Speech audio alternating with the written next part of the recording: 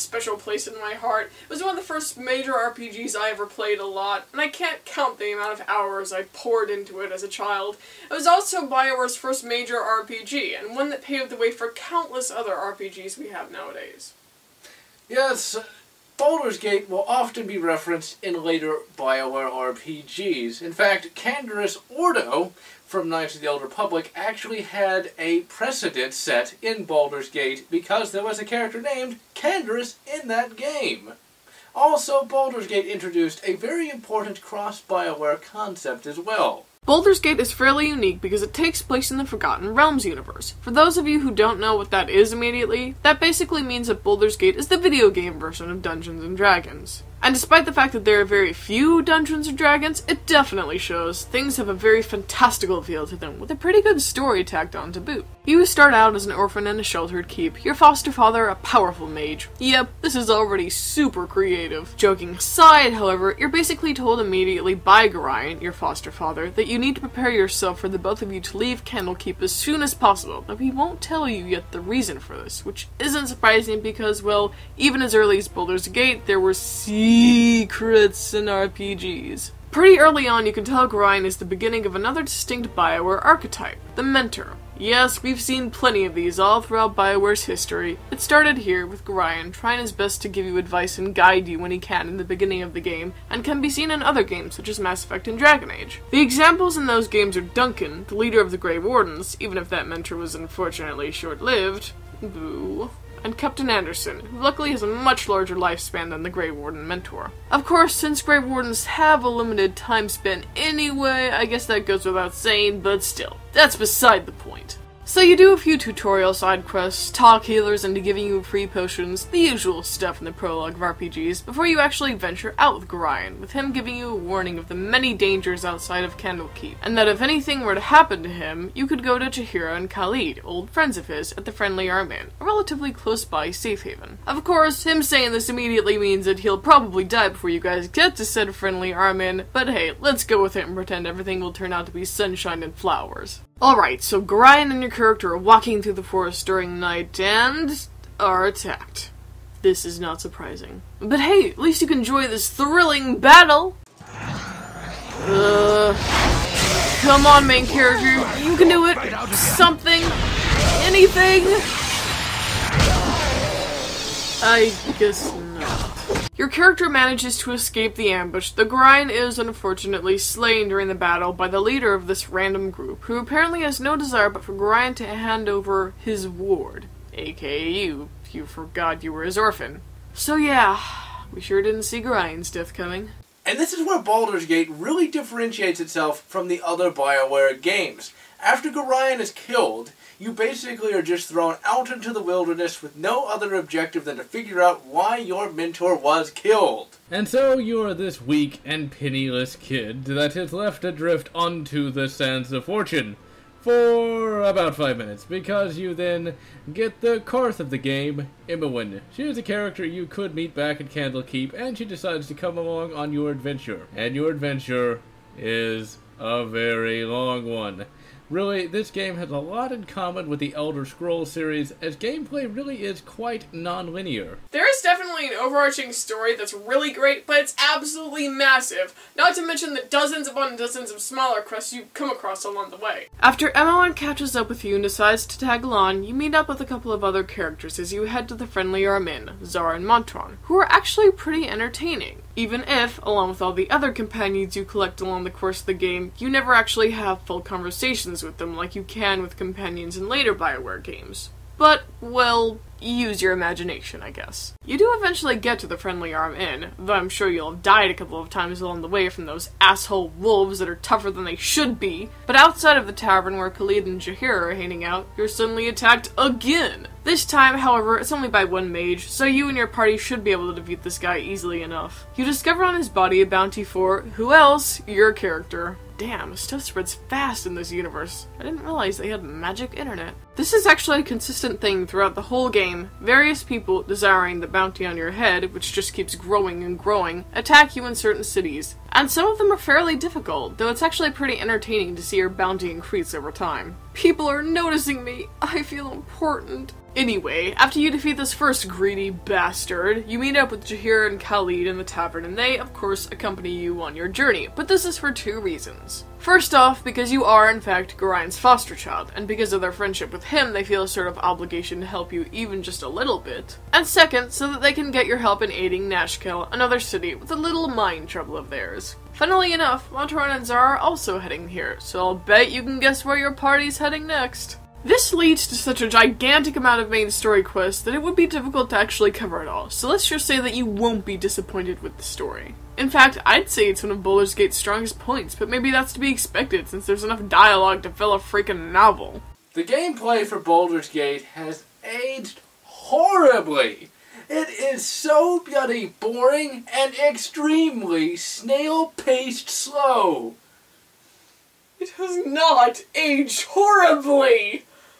Sure, it's a bit slow, but just because it's not super fast-paced doesn't mean it's a bad game. Not everything is Mass Effect, God! As this is a classic RPG, nothing, and I mean nothing, is done for you, meaning that you must keep track of a huge number of different items, spells, journal updates, and, well, everything. Essentially, this game is the video game equivalent of Dungeons and Dragons, meaning that it is as complex as all hell. For example, weight is now an issue. And so in this game, you can't cart around hundreds of assault rifles or dozens of swords and sets of armor. And if you want to use a spell, oh yeah, you must first learn it. And you must put that spell in the spell book. And quests, oh, they're difficult too, because you don't get quest markers, oh no! You have to constantly look in your journal to find where you want to go.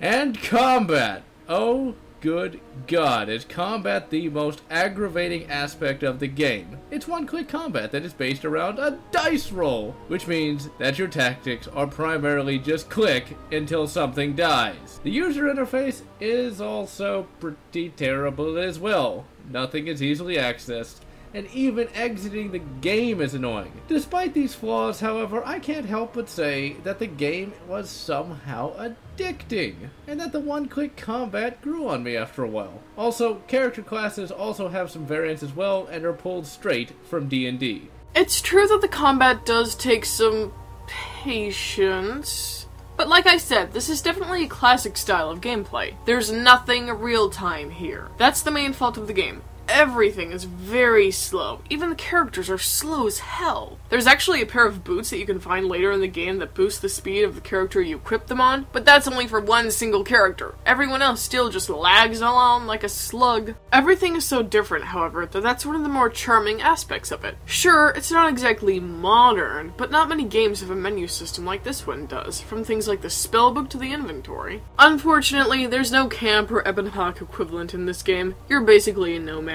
Candlekeep doesn't even count as a home base, because once you initially leave in the beginning of the game, they won't even let you back in. Jerks. At least there are plenty of inns around where you can sleep and gain back your health, and you can even sleep in random places like forests if you choose to, though if you do this you always risk the chance of getting woken up by bandits or gibberlings in the middle of the night, which is never exactly pleasant. You're gonna be wanting to get a lot of sleep, however, because that's also the way you replenish your spells and abilities. Baldur's Gate doesn't work on a mana or stamina system like Dragon Age or any other modern game. You can cast as much as you want whenever you want, but once you do, they're not available to cast again until you get a full night's sleep, which sometimes isn't the easiest thing in the world to accomplish. At the very least, though, whether or not this game is slow or not, you can at least be guaranteed that it's much faster paced than the actual Dungeons and Dragons game. We're discussing the fact that the cows are drugged and why.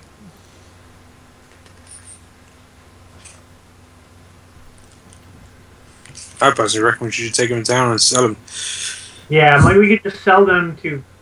Oh, but then again, you have to prepare them first because they won't last. Well, I think Matt was cooking with that role, right? Why can't we just literally take the cow carcasses down to town and sell them? Well, we're far from town right now, though. No, you go back to the one where we're like bandit kings. Okay, let's cut them up in pieces then. That's what we're trying to do. Why can't Gosh. we just do it then? The graphics are pretty much exactly what you would expect. Pixels. Lots and lots of pixels. Sure, you have some details, such as color of hair? But for the most part, there's really no detail here at all, though some of the environments do actually look pretty nice. It's pretty obvious that Bioware chose to concentrate more on the look of the locations you frequent rather than the characters themselves, but I'm not actually complaining about this. Moods and atmospheres are consistently set very nicely because of it. The game is set in a 2D isometric perspective, and this makes just about everything really quite indistinct. The other thing that sets this game apart from other Bioware games is the fact that it has a fog of war feature in the general gameplay. Now, of course, there is fog of war on the map, which makes sense, but in the general gameplay it does not. That just means your character has really, really bad eyesight. Also, for some reason, the game takes place in this tiny box in the middle of the screen. That can easily be covered up by the various conversation boxes. I know that this is a game from the late 90s, but even Diablo didn't have this problem. Also, the isometric perspective makes navigation somewhat tedious. But like with the combat, you eventually get used to it. To me, isometric perspectives are never particularly good, but in this case, Bioware did the best they could with what they had. Sound for the game is both basic and good. The various ambient sound effects are stock, but surprisingly enough, the voice acting is actually pretty bloody good. A staple that would be seen in just about every other Bioware game to come. There's also some good music, though it's usually limited to a few songs that are subtle enough that you don't really notice them too much, though they do set the mood very nicely in some cases, even when you're just taking a stroll in the forest, right before you die from that damn wolf. But anyway, I still really love the main thing, just because it fits the game so incredibly well. There were quite a few sequels and expansion packs to Baldur's Gate, and the second game is said to be one of the best RPGs out there, though I personally haven't actually had a chance to try it out much myself. An HD remake was also announced a little while back and is slated for release sometime this summer, which I absolutely love the idea of. Considering the graphics are, yes, very outdated, this is a game that could actually benefit from a remake treatment, even if Bioware isn't directly involved with the project. Count me in once that's out regardless, though. As we've mentioned before, Baldur's Gate paved the way for pretty much every other Bioware game to come. It's what they really practiced on, allowing them to see what did and did not work in an RPG, what needed to be improved, etc. And later games such as Dragon Age were definitely influenced by it. Baldur's Gate was, without a doubt, one of the most influential RPGs of the 1990s, as it proved to be the genesis of Bioware Corp and allowed them to become known the world over. And it did indeed allow RPGs as a whole to mature. But what if Bioware had not come onto the scene? What would the gaming world be like today? True, Bethesda had been going strong for some time before Bioware's rise, but they primarily focused on an open-world gaming experience, and not story.